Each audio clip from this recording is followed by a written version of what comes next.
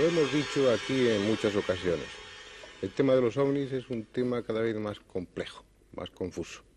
En un principio, aquellos años, en la década de los 40 y de los 50, lo que era importante demostrar es que los ovnis eran unos objetos físicos. Cuando los detectaba el radar se insistía mucho en esa noticia, cuando aterrizaban y dejaban huellas era también motivo para que se recogieran las páginas de la prensa, y todo el empeño de los ufólogos era en demostrar, convencer a los demás de la realidad física de esos objetos volantes no identificados. Pero a medida que ha ido pasando el tiempo, el tema de los ovnis se ha ido enriqueciendo y al mismo tiempo aumentando en confusión. Hemos dicho en varias ocasiones que de alguna forma nos han invadido. Les comentaba que a través de la Ouija, del espiritismo, de la psicografía, a través de la telepatía, cada vez hay más contactados, más gente que dice estar en contacto con los extraterrestres, cada vez se organizan más citas, cada vez hay más grupos que están esperando en todo el mundo la salvación por parte de los extraterrestres, e incluso, también les he comentado en alguna ocasión, que dentro de la patología psíquica, dentro de la patología psiquiátrica, cada vez hay más delirios en los que intervienen directa o indirectamente la imagen de los extraterrestres. Dentro de esta confusión hay un elemento que utilizan con frecuencia los detractores, los que, vaya usted a saber por qué razones, se niegan de cualquier modo a admitir la existencia de los ovnis como objetos extraterrestres.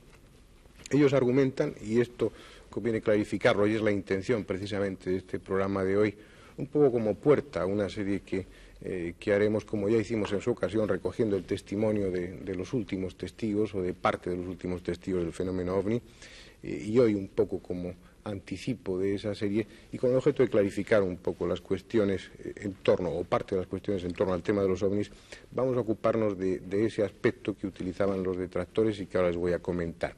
Ellos sugieren que muchos de los testigos del fenómeno ovni son testigos que no tienen una capacidad técnica suficiente y que probablemente están confundiendo e interpretando como ovnis aquello que realmente son objetos volantes sí identificados, terrestres, por supuesto, prototipos de algún tipo, aviones no muy conocidos porque están en una fase experimental, u objetos de algún tipo.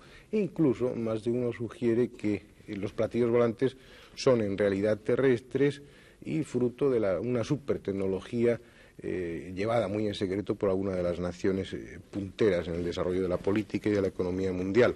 Por ejemplo, hace unas cuantas semanas un periódico de España recogía la noticia de que Estados Unidos estaba ensayando un avión invisible. No he conseguido fotografías del avión, pero sí se hace una descripción de él y se dice que una de las características que este avión tiene, este prototipo, y por lo que no es captable por el radar, aparte de su revestimiento, es que tiene una forma en la que no hay ángulos agudos, lo que probablemente le haga ser parecido, de alguna manera, a los clásicos ovnis, a los platillos volantes. Por ejemplo, hay aquí una revista alemana del año 75 en la que se recogen unos cuantos prototipos que utilizaron los alemanes o que no llegaron nada más que a ser proyecto sobre las mesas o en los tableros de dibujo durante la Segunda Guerra Mundial. Pero aparte de esos objetos volantes identificados de los alemanes, aquí algunos de ellos, también los ha habido norteamericanos y canadienses, franceses, casi todas las naciones han ensayado la forma discoidal, la forma típica de los platillos volantes, como posible enriquecimiento de la aeronáutica. Han ensayado esas formas por si ofrecían alguna ventaja. La realidad es que muchos de estos proyectos, por ejemplo, que es alemán, sí se ensayó durante la Segunda Guerra Mundial, no intervino en combate, pero alcanzó los 1.500 kilómetros por hora. Este es otro ensayo. Es decir, hay multitud de ellos, incluso uno inglés que ya les presentamos en su momento, hace unos 4 años, que en realidad era un globo, estaba lleno de helio, pero tenía esa forma discoidal. Todos estos platillos volantes, vamos a utilizar este término, terrestres, en realidad son variantes de aviones con las alas redondas o de helicópteros o una mezcla de ambos o, como les comentaba en el caso inglés, incluso un globo, un moderno dirigible. Por su forma, ciertamente se pueden confundir con los ovnis, aunque en realidad muchos de estos proyectos no llegaron a despegar o simplemente se elevaron 1 o 2 metros sobre el suelo y no pasaron de ahí en sus pruebas. También es raro, como he comentado en otra ocasión, que cualquier nación esté ensayando sus prototipos sobre la Mancha, por ejemplo. No es lógico. Pero aparte de eso, yo les diría que hay que tener en cuenta una diferencia muy clara. Una cosa es que se consigan prototipos que en la forma puedan confundirse con un ovni, y otra cosa muy distinta es que lo sean o puedan ser confundidos con los ovnis en cuanto a su comportamiento. Y aquí entro con unas características que son comunes a casi todos los ovnis y que están recogidas de testimonios de personal perfectamente cualificado. Pilotos, ya sean de líneas comerciales como pilotos militares, personal de aeropuerto, técnicos de radar, personas que no se confunden, así como así, porque tienen un nivel técnico suficiente. Y en muchas de esas declaraciones se hablan de una serie de características de esos ovnis que a mi juicio no son compatibles con la hipótesis de su procedencia terrestre. La velocidad es uno de ellos. Estos objetos alcanzan a veces velocidades absolutamente fantásticas. Su capacidad de maniobrar es insólita. Ya hemos comentado que se escapa a la física que conocemos, puesto son capaces de pasar de una velocidad de miles de kilómetros por hora a una velocidad cero en un instante. O maniobras comparables con esta misma, como el girar en un ángulo de 90 grados o volver sobre sí mismo, o sea, hacer un giro de 180 grados sin apartarse de una línea, sin trazar una curva. Todo eso, según nuestra física, supondría, como ya les hemos comentado otras veces, que la energía cinética se transformara en energía calorífica y ese aparato se desintegrara. Pero además hay otra serie de pistas. Aparte de ese comportamiento insólito dentro de la aeronáutica que conocemos, los ovnis tienen unas cualidades extrañas. Aparecer envueltos en una especie de aureola, de una envoltura de un color que varía de tonalidades, pero que suele recogerse en el testimonio de los testigos como de color anaranjado. Además, la proximidad de esos ovnis produce perturbaciones en el equipo eléctrico de los coches y en cualquier equipo eléctrico en general. Produce interferencias en las emisiones de radio y de televisión. En los testigos próximos produce alteraciones cutáneas e incluso alteraciones más profundas y más serias en su organismo. También se recoge el testimonio de objetos que son succionados, por decirlo así, hacia arriba por parte del ovni. Todo eso nos da una serie de pistas y nos va a permitir dilucidar en este programa si se trata o no, se puede tratar o no de objetos volantes terrestres, para dejar ese punto lo suficientemente claro. Contamos en esta ocasión con un amigo que ya nos ha ayudado en otras ocasiones. José Luis Torres Cuadra es ingeniero aeronáutico, es un hombre con el que se puede contar porque aparte de ser amigo, él tiene un prestigio internacional, muchos de sus proyectos han sido premiados en distintos países y la aeronáutica, aparte de ser su profesión, es su pasión también. Y el tema de los ovnis es un tema que él ha estudiado, se ha aproximado a él con rigor, con seriedad y con mucho interés. Es su hobby, por decirlo así, ¿no? Sí, más o menos. Más o menos, sí. Primero, y para quitar de en medio estas fotografías, por decirlo así, de esos platillos volantes terrestres, ¿tú crees que a través de turbinas o de cohetes en una nave de forma esférica o de forma circular se puede conseguir esa serie de maniobras o de efectos que yo decía hace un momento en cuanto a la velocidad, los cambios de trayectoria, esa luminosidad? ¿Puede conseguirse eso con una nave terrestre dotada de turbinas o de cohetes? No, en la actualidad con la tecnología actual es casi imposible. Ni las turbinas tienen la potencia necesaria, ni las estructuras que más o menos se pueden construir en la fábrica de aviones resistirían esas tremendas aceleraciones y entonces se desintegrarían prácticamente al intentar un giro y tampoco conseguirían esa velocidad. Me interesaría matizar, José Luis, tú decías casi imposible y es importante el dejar claro si es casi imposible o es totalmente imposible según la tecnología actual conseguir esas cosas. Con la tecnología actual, si nos basamos en los proyectos que han hecho los americanos, más o menos secretos, que hemos tenido algunas noticias, se podría hacer, pero ya no con turbinas ni cohetes ni nada. Eso es una tecnología que ya podemos decir que está desfasada, sino con los proyectos más o menos que ya te he dicho, secretos que han hecho los canadienses, los americanos y 2 proyectos franceses muy buenos, yo he asistido a uno, y que se podían conseguir velocidades impresionantes. Nosotros no vimos que volara, pero la energía que utilizaban no era conocida, ni era un motor a reacción, ni un cohete, ni nada por el estilo. Eso es muy importante. Las experiencias a las que tú te refieres, y porque me lo comentabas uno de estos días, eran las del doctor Payet. Sí. Esas se hicieron en Perpiñán, en Francia. ¿En qué año? Háblanos un poco de Payet. El doctor Payet, un profesor que elaboró una teoría sobre la construcción de no un platillo volante, sino de un aparato movido por antigravedad, que sería la única fuente posible actual de poder mover un aparato con tecnología terrestre a esas velocidades y producir esas tremendas aceleraciones. Entonces él hizo una serie de estudios teóricos, los presentó en Estados Unidos, en Canadá, y más o menos como los americanos y los canadienses tenían los suyos propios, pues le fueron dando de lado, y este señor se puso en Perpiñán, en su ciudad natal, a hacer un proyecto, a hacer una maqueta del aparato. Entonces este señor elaboró la teoría en contra de Einstein, que me perdone Einstein, que todo el espacio total, todo el espacio que nos rodea es un continuum de energía, en contra de lo que decía Einstein, que el espacio es el vacío de los físicos, o sea que no hay nada. Entonces él intentaba y demostró con cálculos que 1 centímetro cúbico de este espacio, no este espacio que nos rodea aquí en la Tierra, sino en el espacio galáctico, fuera en todo el universo, 1 centímetro cúbico de este espacio tiene una energía de unos 10 a la 27 julios. O sea, eso transformado en masa quiere decir que son 10 millones de toneladas de masa por centímetro cúbico. Pero es una energía que no sabemos cómo es la energía, solamente sabemos que existen esos números y que esa energía se podía aprovechar. O sea que si nosotros consiguiéramos hacer un agujero, a él lo que intentaba, y consiguió algo que yo vi, que hacer un agujero en el espacio de 1 centímetro, ese agujero absorbería hacia arriba, o en cualquier dirección, 10 millones de toneladas. O sea que si hacía 1 metro cúbico, pues, la masa que podría mover es impresionante.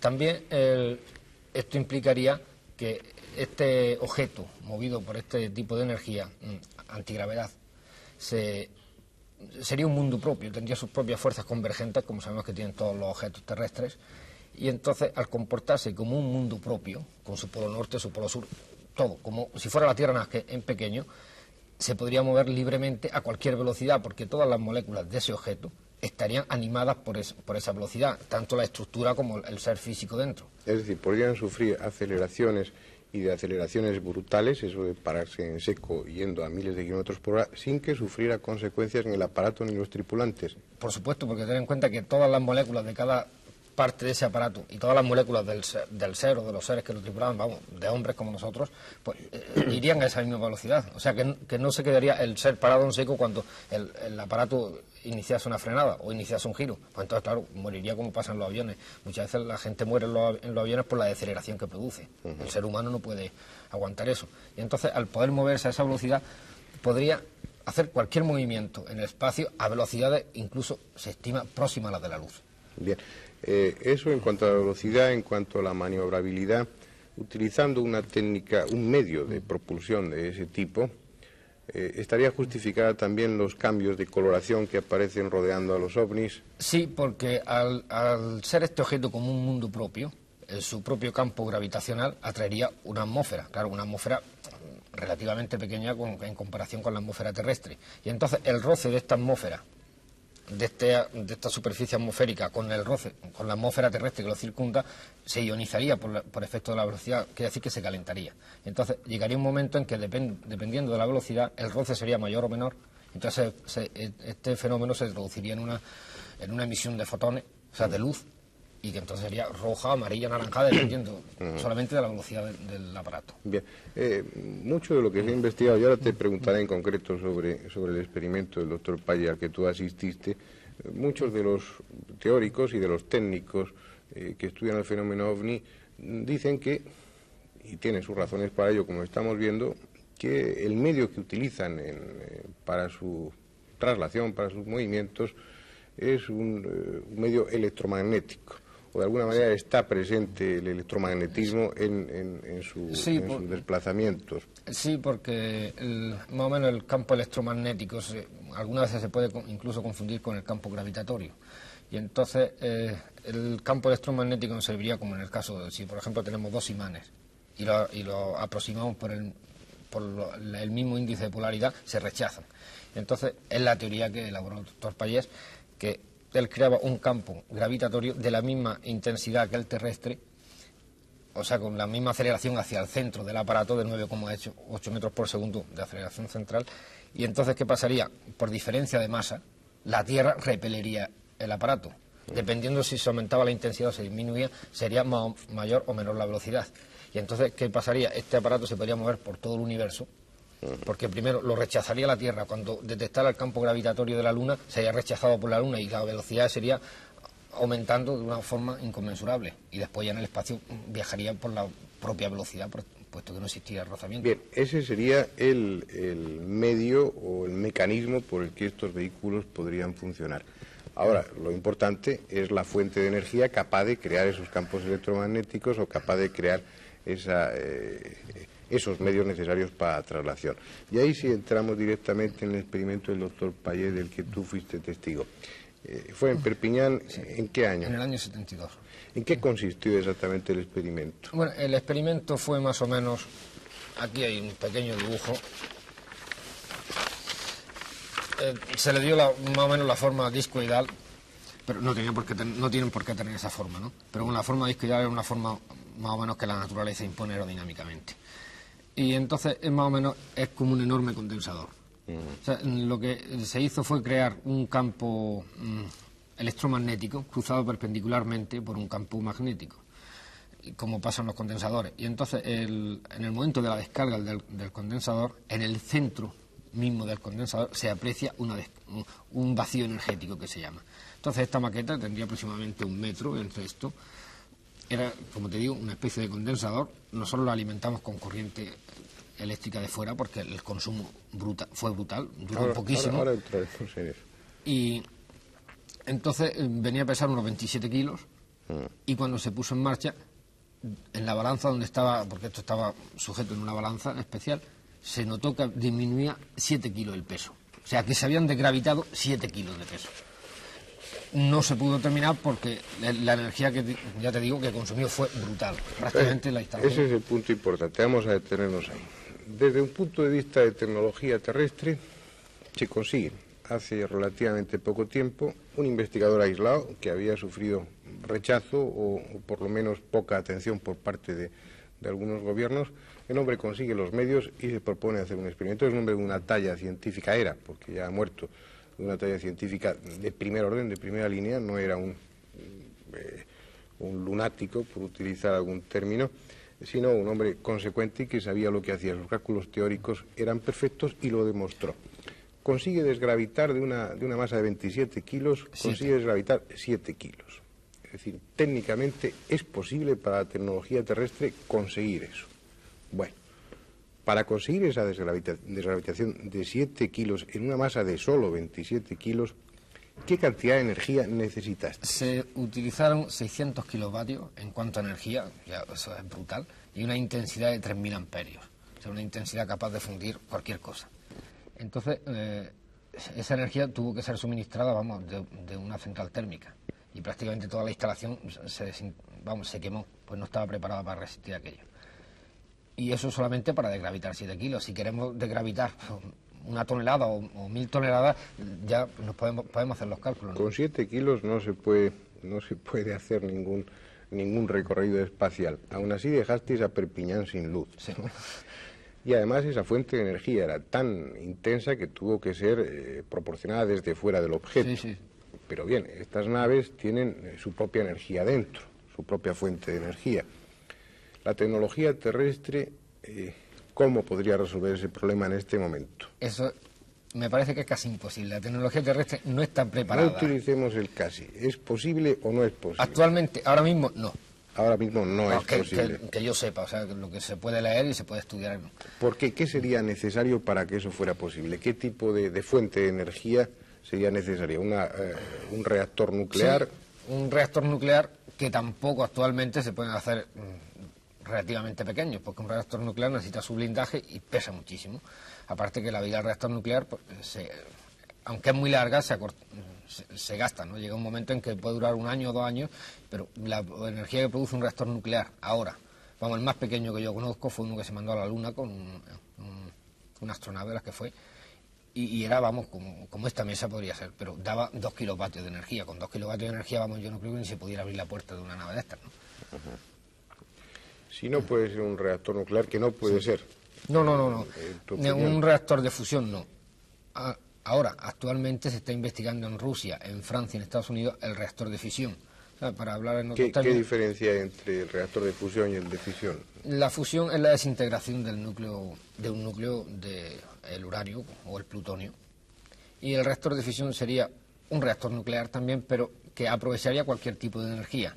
Y entonces transformaría incluso una colilla de un cigarrillo, transformaría todos sus átomos en energía pura. Y esa energía pura aplicada se podrían entonces producir toda la cantidad de energía eléctrica que se necesita. Pero es decir, tú me ponías un símil que yo entendía dentro de mi desconocimiento de los términos técnicos y que era muy claro, o al menos me lo parecía, y es que un reactor nuclear en definitiva lo que hace es controlar una explosión atómica. Exacto. Y el reactor de fisión, el reactor de fisión es el Sol. Se ha estudiado en base al Sol.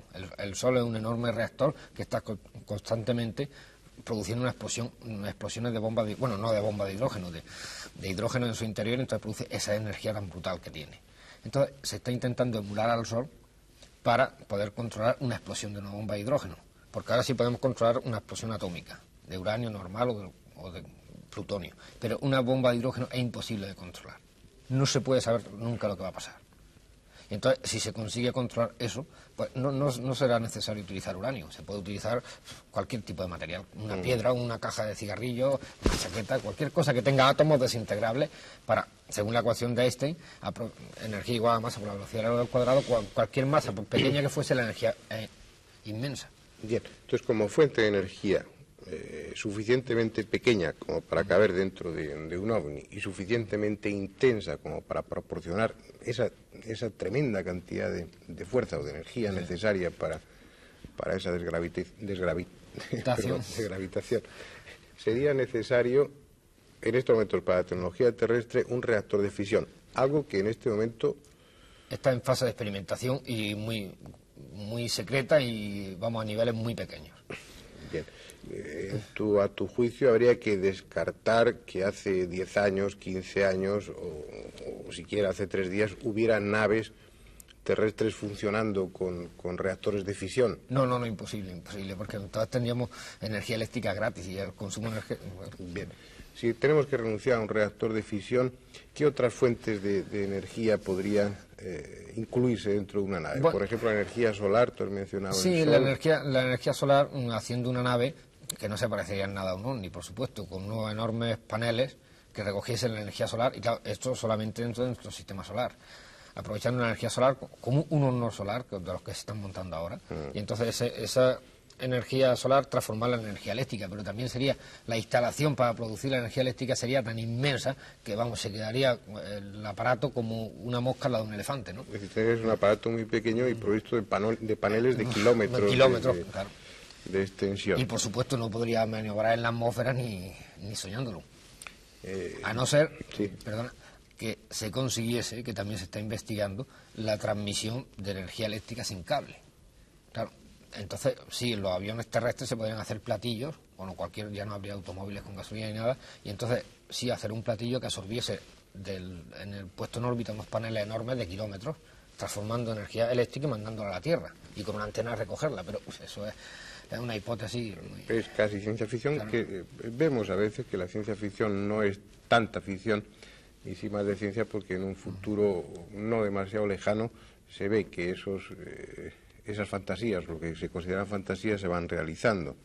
Yo he leído novelas de anticipación y muchos de ustedes en las que se habla de esos paneles solares, de esa especie de veleros del espacio que, aprovechando la energía solar, se desplazaban de uno a otro planeta, y eso se está planteando ahora seriamente, científicamente, pero hacen falta décadas por lo menos o cuando menos para que esos proyectos se lleven a efecto o se empiece a investigar de una forma práctica con ellos.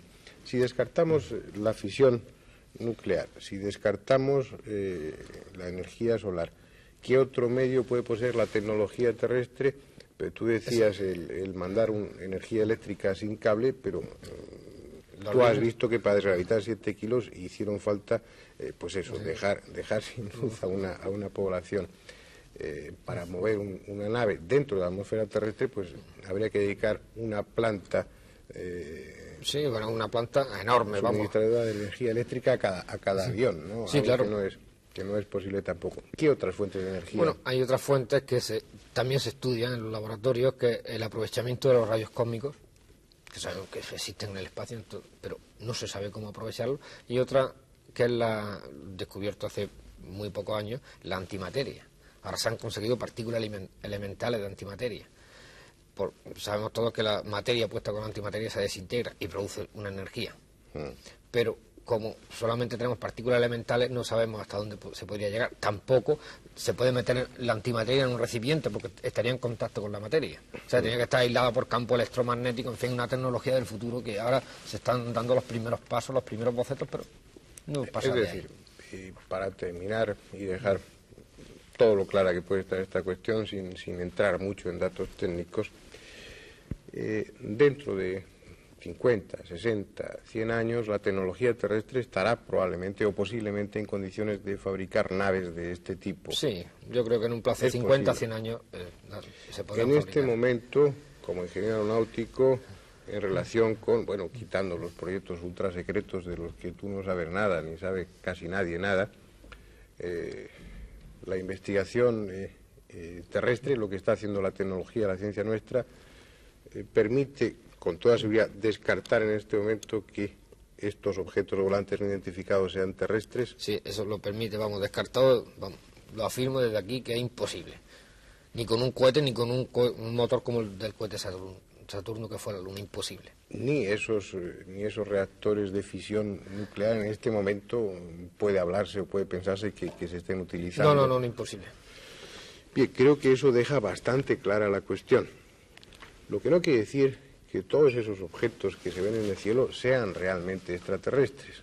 Por supuesto que muchas de las informaciones de los testigos están aludiendo a algunos de estos prototipos que hemos pasado aquí muy rápidamente en estas fotografías, o simplemente a aviones nuevos que estén en plan de experimentación, y muchas veces auténticos aviones de pasajeros que por circunstancias atmosféricas o por la inexperiencia del testigo pueden ser confundidos con objetos volantes no identificados. Pero hay un porcentaje de casos que eleva el número de estos a muchos millares de casos en los que los testigos son idóneos porque tienen una capacidad técnica suficiente para poder valorar la velocidad, trayectoria y demás datos técnicos de ese objeto que han visto. Ya lo verán ustedes cuando hablamos sobre el tema y hagamos entrevistas a ese nivel otra vez, que no pueden atribuirse a la tecnología terrestre. Esto, que aunque a ustedes o a muchos de ustedes les pueda parecer insistir sobre algo que ya se ha dicho muchas veces, no está de más hacerlo hoy, porque como les decía, el fenómeno OVNI se está volviendo cada vez más confuso y hay muchos, o al menos hay algunos ufólogos, y sobre todo muchos teóricos y muchos científicos no ufólogos que insisten en que tal vez esos ovnis se tratan en realidad de objetos terrestres, de prototipos. Como acabamos de ver, ningún objeto producto de la tecnología terrestre es capaz de realizar estas cosas que realizan los ovnis. Si la tecnología terrestre será capaz de ello, sí, tenemos tiempo, si no pasan todas esas cosas que muchos tememos o que muchos temen, y la humanidad sigue su evolución tecnológica, dentro de 50, 100 años, o tal vez menos, o tal vez más, la tecnología terrestre estará en condiciones de crear estos ovnis. Son teóricamente posibles ya para la humanidad en este momento. Como acabamos de ver, en la práctica no es así, no son posibles. Así pues, dejemos este punto claro para que cuando hagamos referencia de nuevo al tema de los ovnis, quede sin ningún lugar para la duda muy claro que estamos refiriéndonos a objetos volantes no identificados de procedencia extraterrestre o extratemporal, como algunos piensan. tal vez vengan del futuro, tal vez vengan de un remoto pasado. Estas hipótesis son aún más fantásticas que la otra, pero objetos que no proceden de la tecnología terrestre actual.